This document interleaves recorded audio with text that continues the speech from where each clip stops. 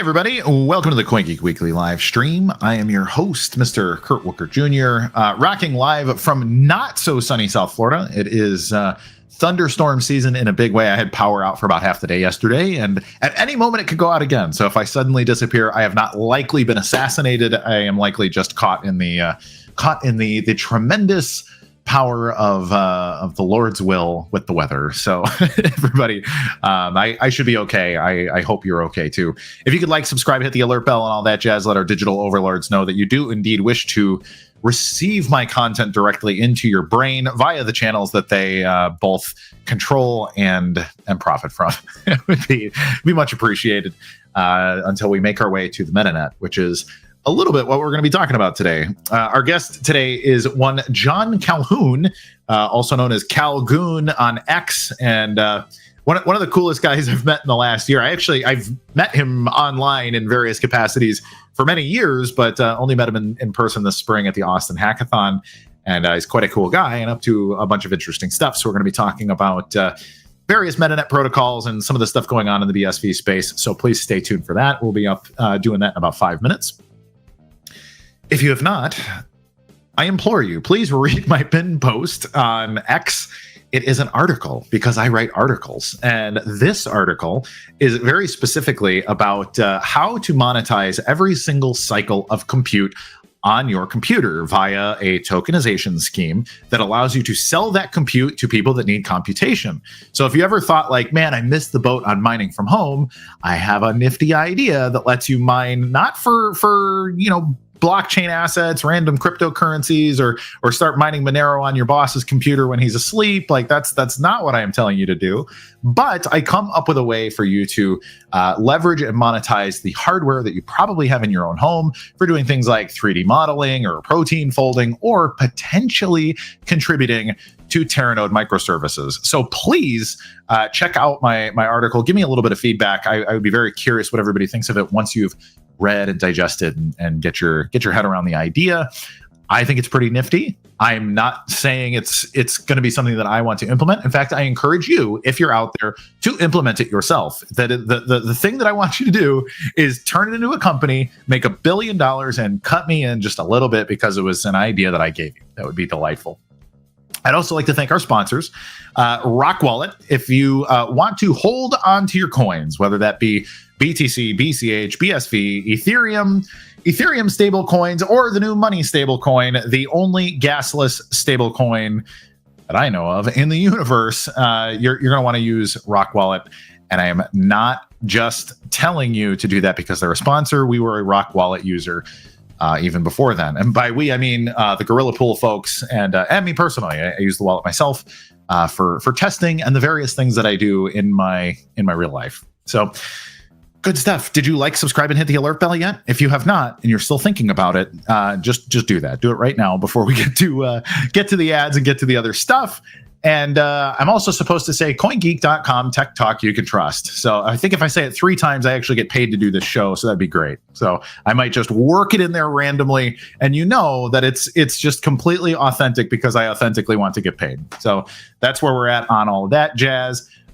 Please share with your friends. We'll probably take some questions from the troll box, unless I have a feeling we could just kind of talk, which, you know, I want everybody to know I'm not ignoring your questions. I let your questions inspire me. So sometimes instead of putting your question up, I will reword it and kind of make it a little bit my own, which I don't know how you feel about that, but it's the way that it happens. So anyways, we're going to play the ad. I'm going to take a little breather, whet my whistle, which is admittedly a little hoarse because I've been sick for now over 4 weeks, and good times, but we will indeed be right back.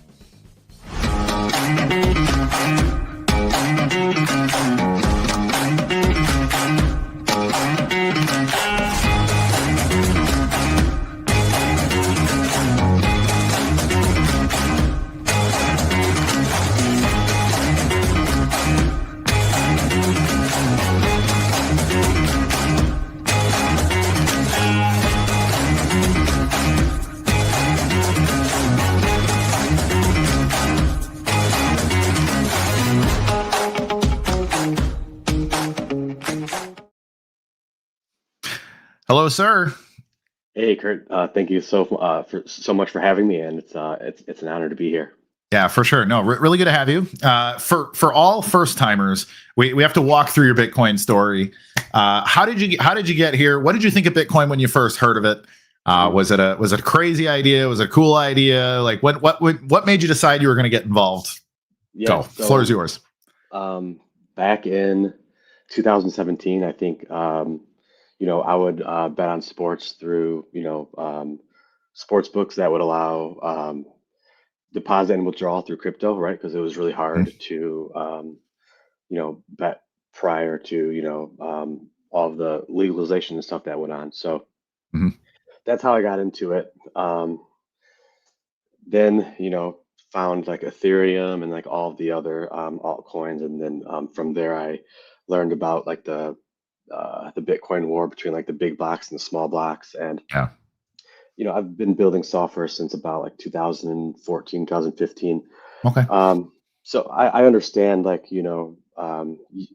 using things as like a medium of exchange, like maybe it's data storage, or using it as infrastructure. And um, the moment I heard about like infinite block size or infinite transaction size, like it really made sense to me that you know as like Moore's law keeps going up, like storage will get cheaper, and eventually we could do some Yeah. pretty insane stuff with that. And here we are with Terra node Yeah. launching, and it's exciting times. Really cool. Meanwhile, the core versus knots people are arguing. I'm seeing people like, "What am I supposed to buy a terabyte hard drive once every 3 years?" And I'm like, "Oh, guys, a terabyte hard drive is going to be what, $80 on Amazon or something? What are we talking about?" But yeah, no, it is bonkers how inverted the conversation is when you talk to different people about it. Oh man, Yeah. were you so going back to the beginning there? Bitcoin, pre-fork era. Like what was your take on it? Like for me, I always thought tokenization was the coolest thing. That's what I was the most Mhm. excited about conceptually. And Yeah. then I actually started working on a token thing in like 2015 with why can't I think of the name of it? Counterparty token protocol, which was kind of similar to Run in a lot of ways, but then then it just went kaput and really kind of kicked off the civil war for me. And now we're here 10 years later. But what was like, what really do you remember the first time somebody said Bitcoin to you? Like what was the Um, Honestly, I think it had to have been like, not being able to put in a checking account or like a yeah. bank account into this website, and you can enter a Bitcoin address, and then you get Yeah. into like, oh, I don't need a bank account, like, oh, which you know really you like it got me into like being self-sovereign and stuff Yeah. like that. So really like that's where I think like I really got into it, just like Cool. from that. um, and then I found Twitch, right? And I think I Yeah. was like user 679 or something like that. Nice. Yeah. um, but yeah, so that was my like BSB. It was just, it all made sense. So I've just been Yeah. uh, back and forth since then through like uh, working like um, my day job, and like side Sure. projects. And with probably what we're about to get into here, like a lot of the tools now, it's really Yeah. easy to build some of these apps now, and Yeah. it's Well, exciting.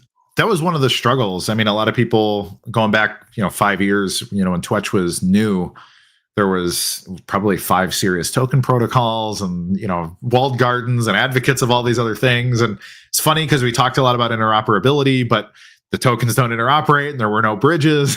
Like Right. kind of a gigantic pain in the ass actually. But also, as I recall, you worked a little with Twitch, or maybe a lot with Twitch. I don't remember exactly, but I know you had some proximity to like actually maybe developing with them. Was that the case?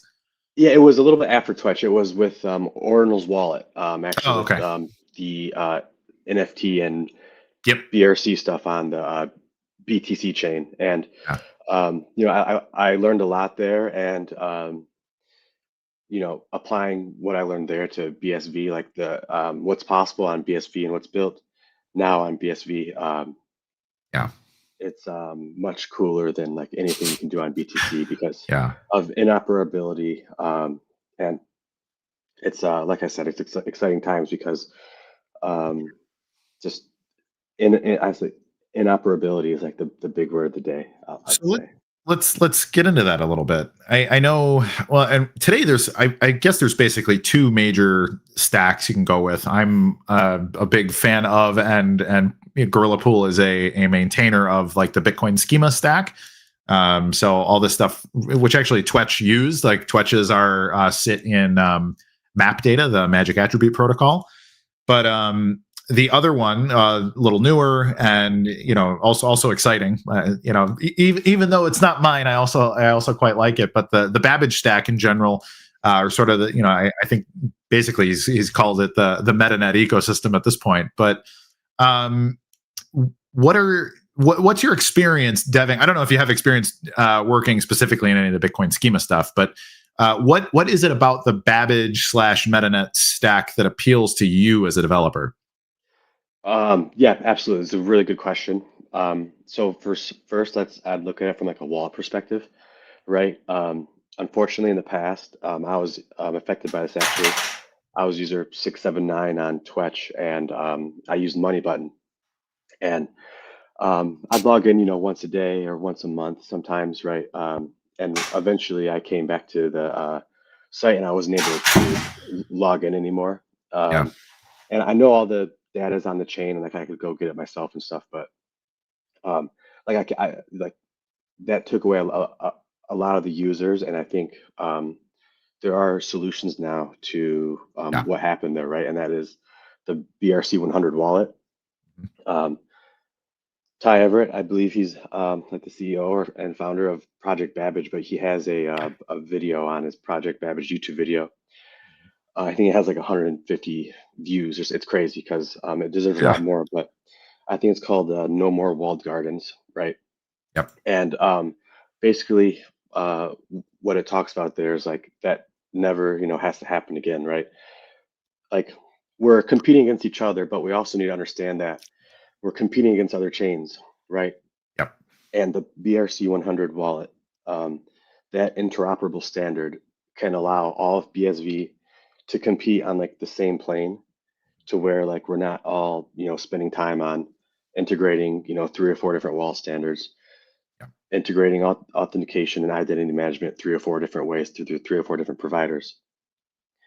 We could all be doing it the same exact way, right? And Yep. it's possible now, and we could spend time on doing way cooler stuff like Right. UX and logic and cool Right. crazy things. And I think that's how we win against other chains, right? Like is um, with the power of like that BRC-100 standard, and Well, they just um, they just fall in line. I mean, even now there's probably 10 chains adjacent to Ethereum that also just use ERC20. And then so it just works. So you can just move your stuff from Ethereum to Polygon or whatever else, and mhm. it's just very simple because of even cross-chain interoperability, because they're all based on each other. What is it about BRC? So it's funny. Me and you talked about this a little bit before the on-air time, but BRC 100 sounds like a BTC ordinals token protocol, which I think it is a token protocol on BTC ordinals, if I recall. But then it is also this wallet standard from the Babbage stack. Can you maybe just tell us in very simple terms what it is on BTC and what it is on BSV, because they're very, very different, even though they sound the same. And there's ordinals on both chains and whatever else. But we can focus more on the BRC-100 BSV wallet standard and why it actually matters. Yeah, absolutely. So on BTC, BRC it's basically a token, like a token on BTC. Um, can't do much with it, right? There's no smart contract ability there, and transaction fees are really high. So, you have this token that just sits there and you hodl, and it's not much fun. Yeah. On the other hand, BRC-100 on like the Metanet on the Project Babbage stack, BSV. I believe BRC here stands for Bitcoin Request. I really should know that with that Yeah, I think lingo. request Sorry. for comment. It's based on ERC, which is Ethereum request for comment, which Yeah. goes way back to Linux request for comment. Basically, hey, I have a proposal, give me feedback, community of devs, and we'll decide what the future looks like. But yeah, Perfect. That's a really good explanation, better than I could have done. And it really it's in a set of rules for like the wallet, right? yep, How to sign transactions, how to store transactions and baskets on the wallet, how to right. So Project Babbage has their implementation called the Metanet wallet, right? And if another wallet ever came in, I don't know, hand cash someone, right? And they Yeah. implemented the BRC-100 standard. The apps that I've built, like they don't need any logic change at all, right? Like it just plugs right in. My users can also go back and forth, right? Right. So it's really like, are you willing to, as a developer, myself, as a wallet provider, Project Babbage, you know, hand cash, etc.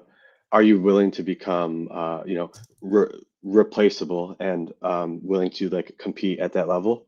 And it's an amazing place for your users. It really creates a user value centric web, and I'm really excited about it.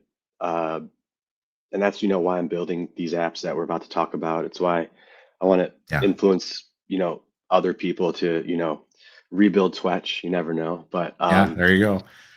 Have you um, looked at Tree Chat? I've Yeah. actually on there. Yeah. I love it. It's really Yeah. It's cool. very cool. Yeah. Uh-huh. No, And for I've for even that reason, it's the interoperability. It's got, I think it's Twetch, the Hodl Locker stuff, and then his own like stuff that's made in Tree Chat, but again uses Bitcoin schema, so everything is just kind of okay. Here's this bucket and this bucket and this bucket, and we can all crisscross and pretty I love cool. True Chat. Yeah. A really cool thing that you could do there is you can like generate images and videos and like tokenize them Yes. and sell them after, right? And I think that's really valuable. Like in like, the age of like all this AI generation stuff, being able to prove like who made it and what was your prompt, and I Yeah. think there's value in being able to sell the output there and as well as the input. So Yeah. For True Chat's sure. cool. So I don't want to spend the whole time on Babbage stuff, but um, what is it about BRC-100 versus what is it, BIP 30? Is it 32, 39? I forget what it is where like Mhm. HD keys come from that like most wallets have used for like the last 10 years or more. Like what is the major difference? Like why BRC-100? Is it because of its Yeah. simplicity, or is it just because it was proposed, or like Um, what is it about BRC-100 that you particularly like? Very good question. So I'd bring it back to like being replaceable. God forbid anything happens to Project Babbage or like anyone over there, or all that code is open source. Like all that stuff works. I can literally like take all that code and run it myself, and Yeah. everything's still there. So, um, like I said, like becoming replaceable. Like unfortunately, um, yeah, like I said, like we don't live forever and stuff, and you don't know what the future holds, no matter, how committed you are to something. Like, we've seen in the past, individuals come and go for their own reasons, but For sure. and then the services they ran cease to exist, and Yeah. um, the stack allows you to, um, you know, etch it into stone almost. I don't know, Yeah. but something like No, that. for sure. I like it. Yeah. So let's talk a little bit about your projects. At the Austin Hackathon, it was the gaming platform with some really great incentives. I thought it was a really good submission. And that Thank whole you. hackathon was really cool. Just up all night, and that whole situation was just a lot of fun hanging out with cool people. Um, in the meantime, you put out Tool BSV, or is Yes. Tool BSV or Tool SV? I always mix that Tool up. BSV. Okay. So I guess you can pick which one. Like, did one inspire the other, or did you just decide, hey, the world needs Tool BSV, so I'm going to put that out first? Or like, where, let's walk Yeah. through where you've been since the Austin Hackathon. Yeah. So my brother and I have all sorts of, fun, crazy ideas, and it's just a matter of, which one we picked to, build that day. But the Tool BSV, so a lot of what we're building right now, honestly, is we're using a lot of tools like AI tools such as like Claude Code, For sure. Yeah. Cursor, stuff like that. And on top of that, not only are we trying to, um, you know, write code, but we're trying to make images, make videos. We're trying to go viral on Yeah. Twitter. Yeah. So we're honestly trying to build, these AI tools, um, you know, integrated with BSV and Metanet that allow you to generate images, image to image, image to video, allow basically a set of AI tools to create whatever you want, and use it as a tool to help you with whatever it is. So that's really where that came from. So Yeah, cool. We use Claude too. It's funny. Our whole team at Gorilla Pool, we do a lot of internal dev, but we actually take some external dev work too, because we've got more infrastructure experience than almost anybody in BSV. So we get a lot of people that will show up and say, "Hey, I got this cool app idea. Like, where do I start? What do I do?" And so we're like, "Oh, well, we can help if you want." And then it typically ends up, we'll do half the project and then hand it off. Like, we'll kind of do the underlying stuff. The like, "Hey, here's the BSV specific. Now you go build your front end and build your other." But it's funny because our team over the last year, it started with one guy. It started with Luke. Actually, was like, "Bro, I think this Claude thing is gonna be really." And now, like, even the guys who were like, "I'm never have an AI code for me." Like, they're literally just like, "I just run a dev team of bots at this point." I totally agree. Yeah. Earlier before I joined this, I was watching, I think, David Case's live stream. Yeah. And I met him in Austin. He's incredibly smart as well. And Yeah. I noticed in his GitHub he had like a Claude.md file, which is like what you use when you use Claude Code. And I was in the boat where like they're taking our jobs, right? But but no, now like I'm all in. You have to use it. I like to say like it's 10 times, 100 times what we've been able to do, and it's honestly scary. Like I can't imagine in another 6 months to 12 months like what's possible, what people are. I do stuff all the time now that I have absolutely no experience in. Like the latest thing now, just like buying a $3 a month Hetzner server, right? Sure. It's like and just installing Claude Code on it, and you can have Claude Code do all of your DevOps now. Like I know it's crazy. Well, and it makes it, it's funny because I said the same thing. As soon as it started, I was like, ooh, all those guys who were like, I'm going to spend years of college time like learning how to code and all this stuff. I'm like, man, they're screwed. But now I'm looking at it and it's like, no, it's like, instead of like, maybe if globally we had 1 million developers, now it's like we have 100 million developers, because each one of those devs turns into that. It's like, I just manage a dev team now, a digital one, but it's nonetheless, it's still your job. Like you make your product requirement document. You've just become this like admin level dev, and you get these machines that work. I hate to say, but a lot of people send work to India and China and Ukraine and some of these other places because it's cheaper. And now it's like, oh shoot, like I can have something back in 8 minutes, and it's better than what would have taken 2 weeks sending to another country. And really, I mean, it's revolutionary. So yeah. And then you combine that, like if we all combine that with building on the Metanet and BRC-100, like it's gonna just one day we're all gonna wake up. And I like to use the what's the movie Ready Player One. Have you seen the movie? Oh yeah. So like that gaming world, I think it's called the Oasis, right? Like everyone would they get their headset on and they enter the same world. You know what I mean? Like RuneScape, like that was big back in the day. But there was like thousands of worlds, so like you couldn't really share the same like world. I really think like BSV, like if we all be on the same chain, on the same standards, like we could, like something like Ready Player One is actually really possible. Like it becomes very possible. And I'm not going to go on a long tangent here, but there is a Ready Player One BSV sub story. So the whole history. What is that? There's an Australian game, Buckaroo Banzai. So look at the history of Buckaroo Banzai, how it influenced Ready Player One, and the correlation it has to the BSV, Bitcoin in general. But there's a whole subplot there that I think everybody needs to look into if you want to do some real rabbit hole diving. I love a good rabbit hole, so I will. Yes, sir. So let's talk about Thryll Arcade, which was my introduction to you and what you were up to. Where's that at? What are you working on? How are things going? How's your brother, by the way? Who is also really cool.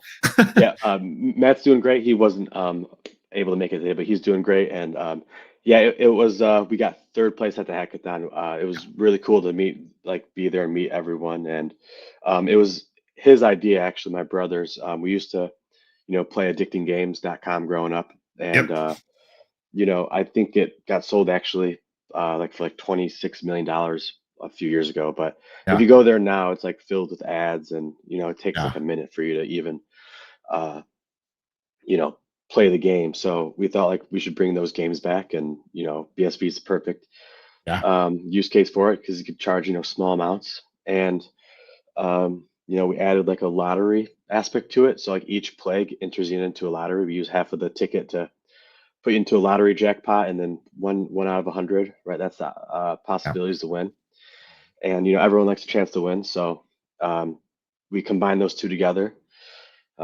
We have two games so far, Stackers and Star Runner. So go check it out, see if you get the high score. And we have some plans. We really want to do multiplayer. Excuse me. All good. And then we really want to do like one like I don't like to talk about my plans too much, but multiplayer is big. 1v1 is big, and Yeah. really think there's like the holy grail of gaming back in the day was, at least when I used to. I don't do it much anymore, honestly. I do miss it a lot, but Modern Warfare 2, Oh yeah. um, back That was on the game, man. yeah, back on Rust, like 1v1 quick scoping.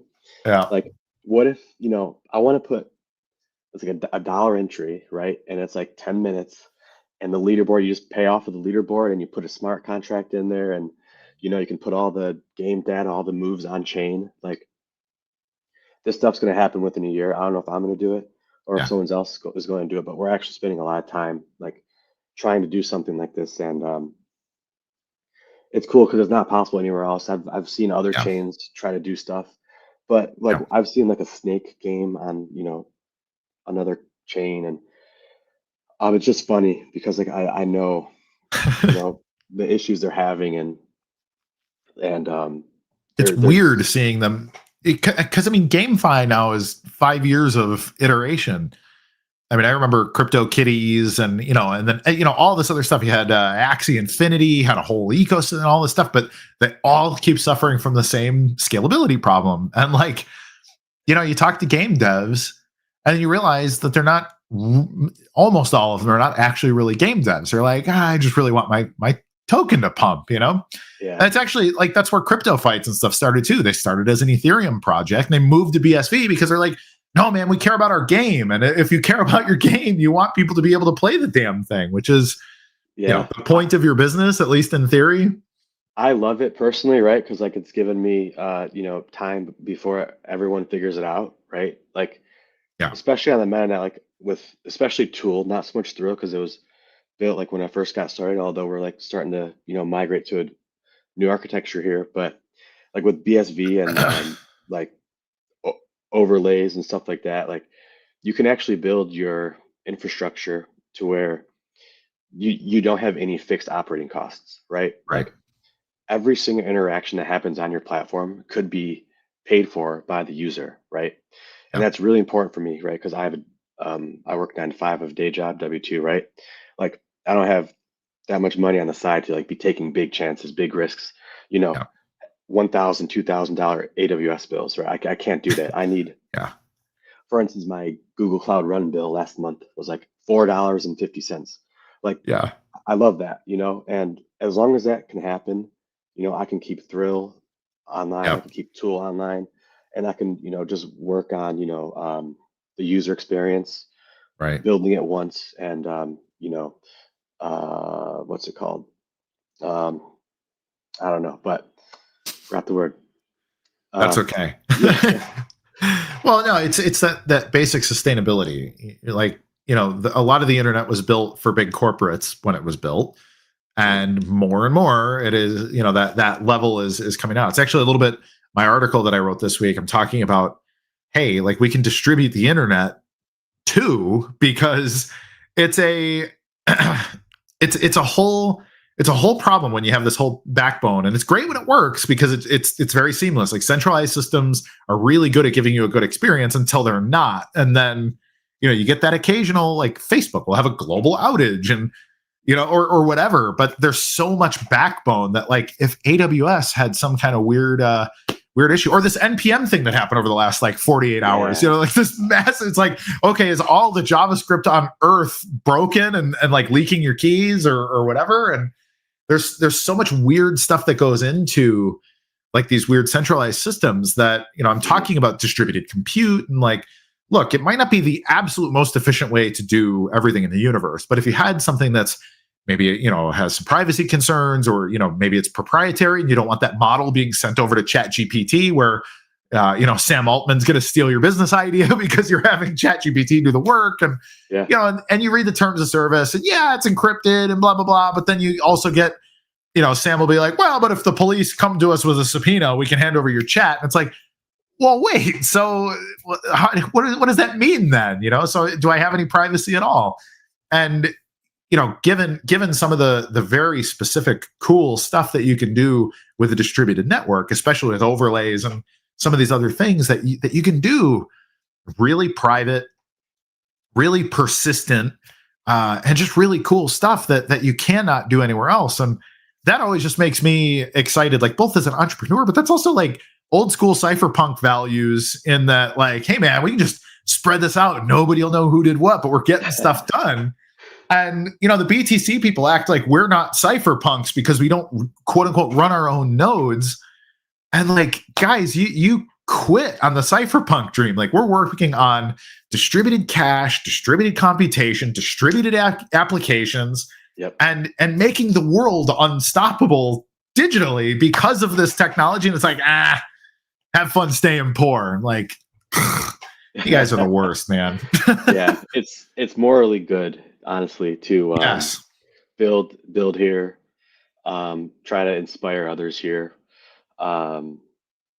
Like the world could be, like if we do it right, like everybody, the whole community, it'll take everybody, right? But there's actually a really big chance here to recreate the internet, user value centric, protecting privacy. Like the first thing I like, make it personal, right? Like I have TikTok and sure, I try to avoid TikTok, but I can't. It's so good. It's so good. Yeah. But you scroll and like the like they know so much about you, and the algorithm is so good that like they show me exactly what I want to see. Yep. And there's value in like showing someone what they want to see, right? But someone without self-control, right, could sit there for 4 to 6 hours, 8 hours. Totally addicted. Yeah. Not only addicted, but also get influenced by what they watch. Yeah. And I want to live in a world where like business owners and value creators, I shouldn't say value, like business owners want to create value instead of,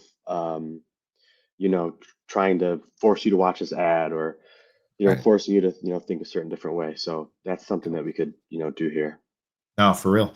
It's funny. The Instagram, for whatever reason, the last I think it's since Trump got elected, because I don't typically use Instagram. I don't use any social media really a lot. I use X, but even then it's mostly like me. I'll post and then I disappear unless I get into some kind of argument with somebody that matters. But my social media habits are much more, I like to sit and read. I like YouTube. So I'll read like Substack quite a bit, like that kind of thing. But something about Instagram, like I post a little bit, but at some point over the last 6 months, Instagram got super figured out how much I'm into like weird church history and like the Crusades, and like everything got super, I'm just like, yeah, man, like King Baldwin memes, like, and just like the weirdest crap. But it's like there's groups out there making memes for like hyper historically relevant like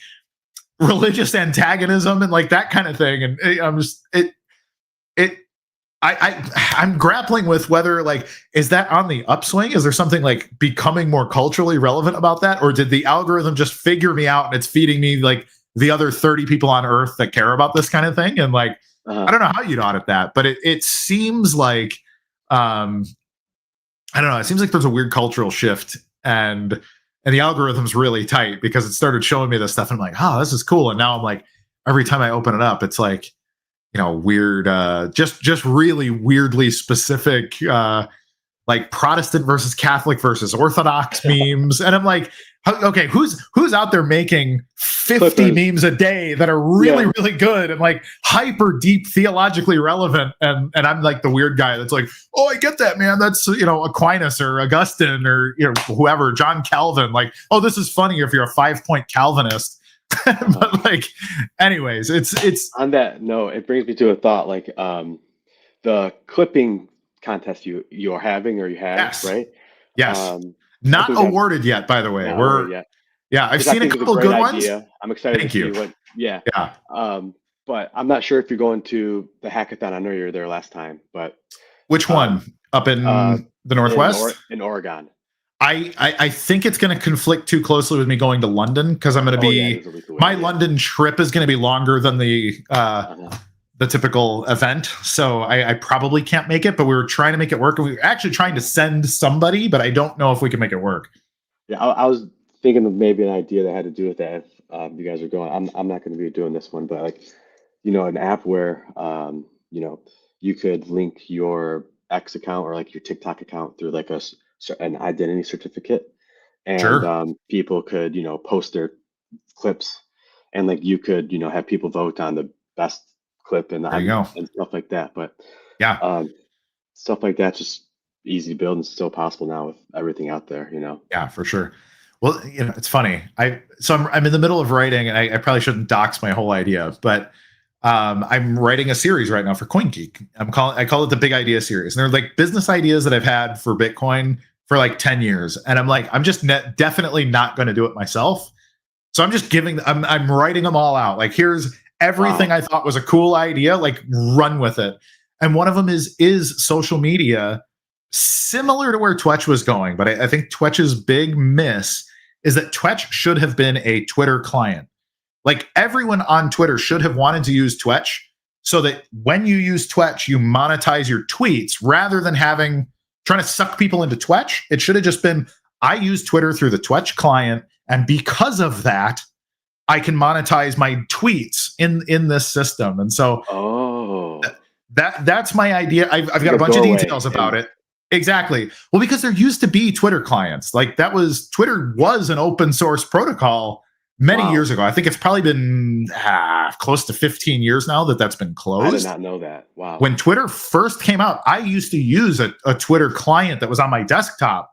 So I used to do internet marketing back in the day, starting like 2006. I think I started my marketing agency. And there were all these various Twitter clients, and it allowed you to really have this powerful Twitter experience. And it was like semi-code too. Like, you could just like backslash and throw in little snippets of things to like make Twitter do cool stuff through these clients. And anybody could just build one. And so there was a bunch of competition to who could build the best Twitter client. And then all of a sudden they just shut it down. They locked it all up. And like, now you can only use the official Twitter app and blah, blah, blah, because the money's in them controlling the data. That's, how they've become, multi-billion-dollar company. But with their API, when it was free anyways, now it's even worse because X makes you pay for API access. But back when Twitch was brand new, it's like, man, guys, it should just be an open Twitter client that allows you to monetize. And so get people to join Twitch, but all they're doing is using Twitter through this window. And because of that, you can tip and block and, troll toll and all the other like amazing ideas that they had, but without having to break up with the network effect. I just think that would have been that much better. Twitch was awesome, but the network effect is so hard. That's a really good idea too. And like, it's good to point out, like, so much has been learned since then, right? Like, I believe like it became really like really costly to like maintain Twitch from like a chain perspective, because like before it was like we were using but like the Unirator tools, right? Like, people had to like have the whole chain, and they're indexing the whole chain and stuff, or like kind of right with they were kind of indexing the whole chain, but through like with all the cool stuff that you guys are doing at like a Jungle Bus and with the Project Babbage stack as well, like there's solutions now to like make this much more maintainable, Yeah. much more cost efficient, and Yeah. it's only a matter of time, whether it's someone and that's the most exciting part because like when it comes down like math and economics, right? Like if you want to build any of this stuff, the most cost efficient way to do it is on this chain. From what I've seen, I haven't seen it Oh yeah. anywhere else. Okay, so you can monetize it on day one, and I mean it might be Yep, pennies coming in on day one, but it's still micro something. Like businesses. exactly, yeah. Yeah. No, it's so cool. What is what's your advice, for the kind of people that maybe want to build a game? Like Brain Rot Games is another new one that comes out. I guess technically a competitor to you guys, but ideally there's a robust ecosystem where there's 5 or 6 serious companies and then maybe 50, semi-amateur, but like really competitive or like really cool stuff that are all kind of doing the same thing. What's your advice to somebody that wants to say, kick off their own app or kick off their own game or do something? Like where should they start? I get people ask me this all the time, like what wallet, what, all this stuff. And it's like, well, if I tell them hand cash and then they're in the hand cash vertical, or if I tell them yours wallet, then it's all again, like we're a little bit verticals, even though there's more interoperability, it still kind of sets you down a path. But where would you tell a new dev, some guy who's like, hey man, I'm like a full stack generalist and I've got this idea. What do I do, John? Yeah. So yeah, I love Brain Rot Games. I'm on there. I've been Yeah. on Handcash since like 2017.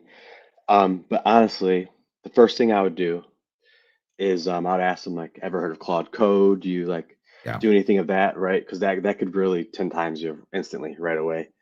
Uh, and then if I tell them to like, if you want to build something where your users, um, don't have to worry about, the service they're using to ever like end, like their identity as a component themselves. I would tell them to check out bitgenius.net. I would tell them to go to bsvhackathon.com, Yep. and the resources there, like someone with no coding experience can definitely like build some MVPs. Check out the MVPs there.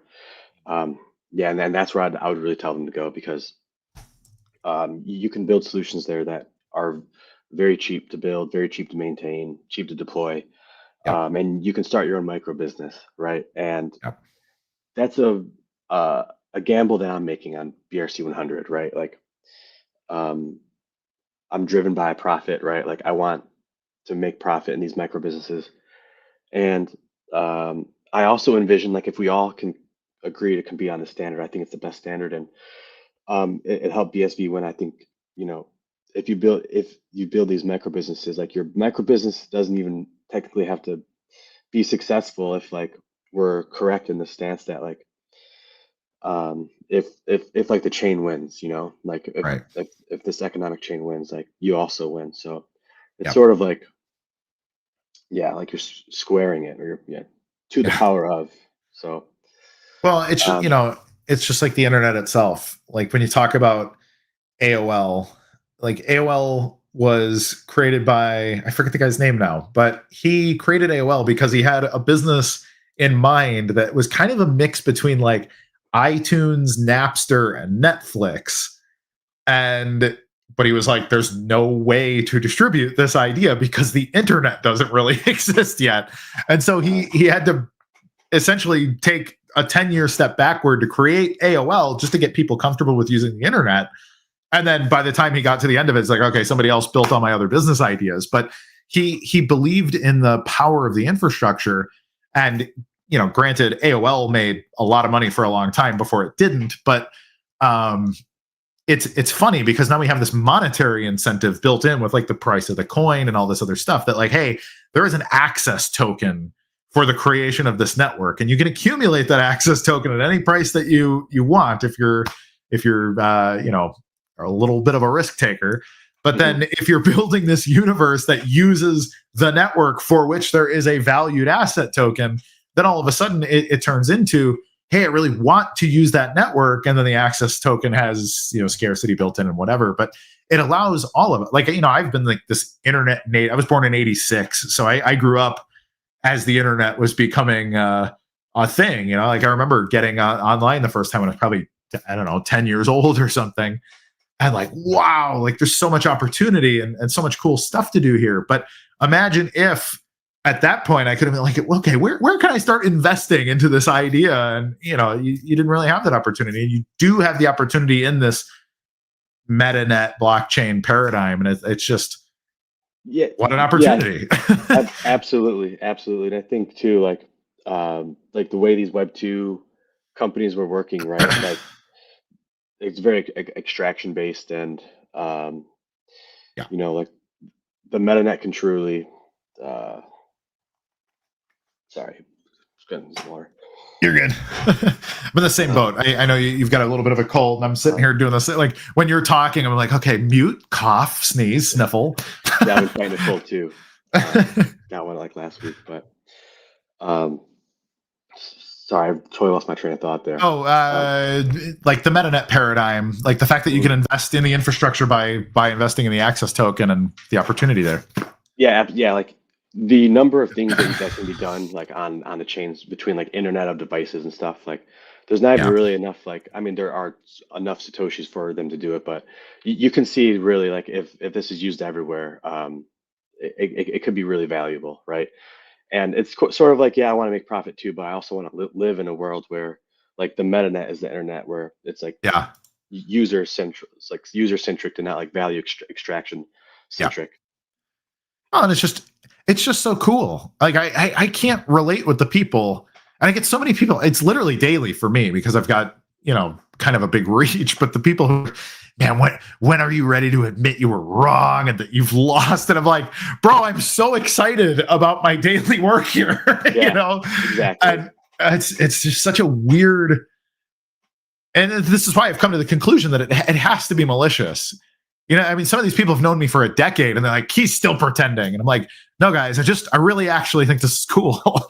Yeah, on that note too, like there's a lot of malicious stuff happening on Twitter against, and like I don't know, I don't want to get into conspiracy theories, but it's we can't. Actually, we should save it for the Rad TV post show. So anybody who doesn't know, we do a 10-minute post show. If you subscribe to Rad TV, you can watch the CoinGeek Weekly live stream. Totally uncensored. We can get into the crazy stuff. So yeah, maybe let's save it for the post show for the audience that really wants to get into the smoke show. I will say here, like it's kudos to like you and like everything you got going on at Gorilla Pool and everything you do and Project Babbage, and like because you actually have to be able to like take a few shots from anonymous people on Twitter, and people like me, like I see that, and I value like what you do and what you guys do, and I appreciate that, because it's not, I mean, I'm sure it doesn't. I know it's not. It can't be like that. It can't be easy, So yeah, but you're strong and do jujitsu and stuff, so I'm sure you'd be able to hold your own if it ever came to it. But no, for sure. But it is kind of funny though. Like you get the internet tough guys who they do sometimes do come in with actual physical threats, and I'm just like, I'll give you the smoke, man. If that's how I want. Like, I love that. Yeah. I guess. Like I'm a lot bigger than the average male, and I've been a martial artist my entire adult life. So. And a Florida man, right? Are you and a Florida man, right? Yeah. I'm like I'm never not armed. Yeah. So, like, and I will just feed you to the gators that literally live in the canal behind my house. Yeah.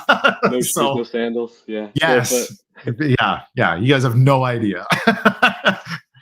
So, where's home for you? Whereabouts? If you want to keep it private. Yeah, near Tampa, just south of Tampa. Oh yeah, okay. I thought so. I was like, are you a Texas guy, or Florida guy? No, that's great. Yeah, I moved here from Michigan during COVID. Yeah. So fled. The governor there, she had us locked in our homes. No, not saying it's wrong or right, but we were the same. There. I was Illinois, like Midwestern blue state, and like this is hell. Well, because I mean, not only that, it's like you couldn't even go outside just to walk around because it's like 20 degrees below zero for 3 months out of the year, and I was just like, I'm gonna go crazy. Yeah, it was perfect timing. I was like moving out of my parents' house at the same time, so it was kind of like COVID, and it was like the perfect accumulation of events for the move. Where are you from originally? You just said Chicago, basically. Not proper, but just outside of. I was in the Chicago burbs for most of my adult life. Bears fan? I'm not a big sports fan, but I definitely go to a Bears game, once or twice a year. I was a Sox fan, but not a big enough fan to go to the park very often because that neighborhood is rough. And it's funny, I would go to Cubs games more often than Sox games just because like Wrigleyville was awesome. But yeah, I've been there once. That's pretty good there. Yeah. How about yourself? Were you like a Detroit guy or? I was equally south of Detroit as I am now of Tampa. Okay. Playing hockey my whole life and sure. sports along that. Feel like got a competitive nature from that, and went to school at the University of Michigan, and okay, just cool. Did you study like computer science and software, or were you like? Yep, I got a bachelor's degree in software engineering back in 2017. So nice. It was thankful for it. It's still really useful. So if anyone's out there, you can still learn to code. It's useful.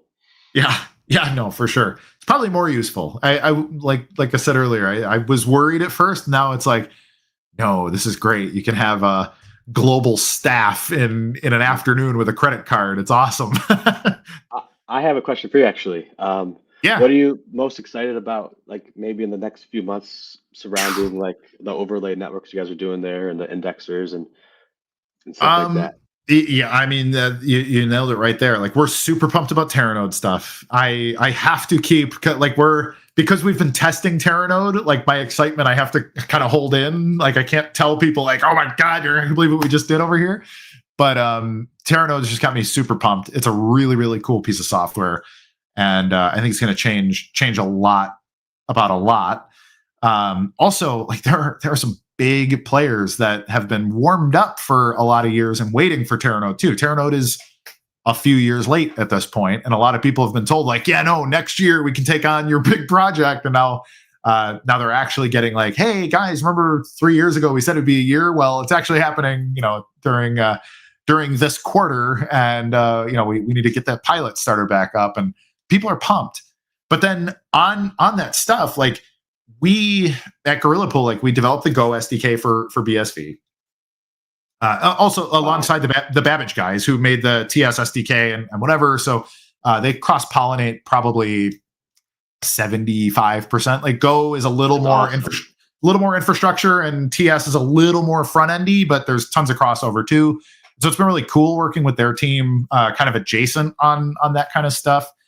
And then from a tooling standpoint, it's like, okay, well, now that we've got the SDK, now let's try to deploy. Like, what would an overlay look like instead of relying on a Gorilla Pool managed indexer? What would it look like if there was a peer-to-peer like situation where everybody kind of indexed and or everybody who cares anyways? And I think that kind of stuff, just being like JP Morgan can release JP Morgan coin and they only keep an index of JP Morgan coin, but so can the various local branches or whatever else. And like there's a lot of really novel, important, powerful stuff that we've some of it developed totally from scratch. And it's like, there could be $1 trillion going over some of the rails that we helped create in a year or more. But I love what you guys do. I think it's like it could be like the icing on the cake to where like I know a lot of it is like token indexers and stuff. And I think like the missing piece to maybe attract a lot more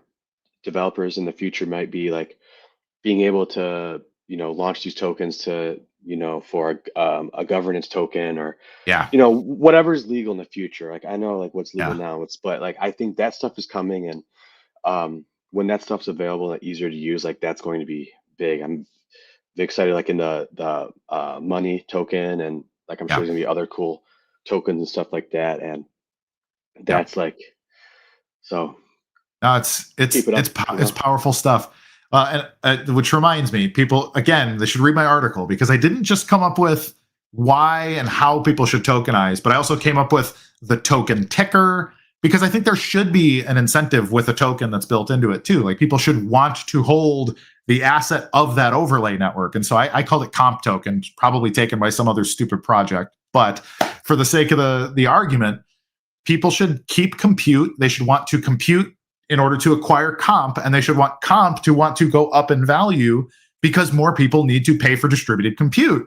And Absolutely. like, Absolutely. I think there's a really cool business model there that I want people exploring because we're the only people that can actually do it. Yeah. So yeah, I mean, there's been Ethereum projects that have tried to do that, and that's great. Like distributed compute is a cool idea, but when your fee goes to like, oh, it's $800 per transaction on ETH, I can't cash out any of my earnings, and like that's it, business model dead. And before you even started. Yep. Yeah, big. We got Gavin Mell leading a conversation here in the troll box, letting me know I'm invited to talk to Siggy on stage Friday, on the Gavin Mell X space, presumably. Yeah. Looks like X space. So I'd love to shoot me an email. Let me know what time. If I'm not doing something with the children, I'd be very happy to talk to you and Siggy and whoever else. Was he on this show was it here last week? He was on Siggy was on Gavin's show. Yeah. I watched it 2 or 3 days ago. I don't know exactly when it happened, but it was really good. It was a good interview. He's very impressive. It's nice knowing, he's leading the charge, Yeah. It's very professional. Yes. I think, one of the big problems basically with blockchain in general is it's a lot of guys who are developers with no business and no managerial experience. And Siggy has run a dev team at a big corporate for his whole career before getting into Bitcoin like 6 or 7 years ago. And so to him, he's like, cool, I can manage 50 professional devs and all this stuff. And it's like, wow, look how productive a real pro can be. That's pretty refreshing. Yeah, and I love looking at like the BSV-blockchain GitHub repo, because it's like a lot of it's open source, and like you can find some hidden gems in there. Some of the people committing in those repositories, you look at some of the stuff they're working on, and it's really cool. So like I'd anyone go check it out, because there's some really cool stuff, some really cool tools. For sure. I saw like a cool Claude agents repo that you could hook up to Claude code and make it super easy to build this stuff. And it just goes with my point earlier, like we're at a point in time right now that like it's going to be very easy to build things, and the only thing limiting like what you want to build is the infrastructure you build it on. So like if your chain can't handle it, like that's the only thing that's going to stop you, and that's true for every single chain out there. So build here. No, amen. All right, we got about a minute and a half. Final word, John. I'm going to let you say anything you want to the crowd, as long as it's like PG-13 or better. And absolutely. Go to gorillapool.com, right? It's yes. New UI. Yes. Right? So go check that out. Secret launch. But yeah, anybody watching, check out gorillapool.com. We just updated it. So thank you. No problem. After that, go to metanetapps.com. Okay. Check out all the cool apps there. Download the Metanet wallet. You'll find a link there somewhere. Once you do, there's 2 of my apps I'd love you to try out. ToolBSV.com, Thryll.online. We got Twitter accounts. Please, any questions, DM me. Love to send you some Satoshis if you want to try something out. As long as it's on as long as you got a Metanet wallet. Okay. There you go. Only prerequisite there. But yeah, thank you so much, Kurt, for having me on. It was really for sure nice talking to you. And if you don't make it to the hackathon, all good. Well, shoot, we only live 3 hours away, man. We should meet in the Everglades and have an alligator burger or something. I love that, man. Or alligator Alcatraz. Yeah, I don't know, something. There you go. Yeah, we'll both end up there eventually, I'm sure. Yeah. But, would love to. So sounds good. I'll keep in touch. Cool, man. All right, thanks again. Let's drop down, and the Mr. Producer, if there was a question or anything that you loved there, you can bring that up if there was anything appropriate for just me. And then we're going to record the post-show chaos for Rad TV. So all you Rad TV subscribers can see the conspiracy theory marathon that the CoinGeek Weekly Livestream turns into exclusively on Rad TV. Hi, what is the point of a money stablecoin when I thought BSV wanted to be money itself and get away from fiat and USD? I don't know that Bitcoin was actually created to get away from fiat and the US dollar, at least not necessarily. I think that's a tail benefit to the successful adoption of a commodity-based currency. But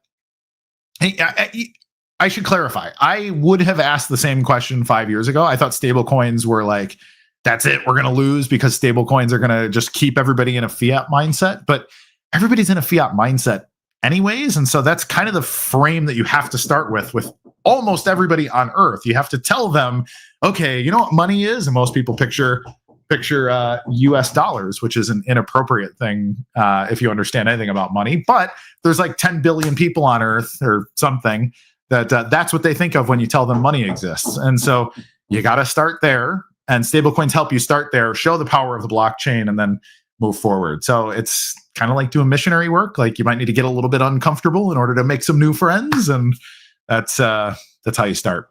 Let me know if there are any others, Mr. Producer. I'd be happy to take another question or two before we wrap up the show and then get ready to record for Red TV. Any more? Looks like a no. All right, I'm going to wrap it up. I'm Kurt Wuckert Jr. Our guest this week was John Calhoun. Please check him out on X and check out all the other stuff that he wanted you to check out. Thryll Arcade, Tool BSV, and all the stuff going on in the Metanet ecosystem. Really exciting times. I'm Kurt Wuckert Jr. reminding you, be good to each other. And we will see you next week at 2 p.m. Eastern Standard Time, or you can subscribe to Rad TV to catch the after party. So we will see you next week.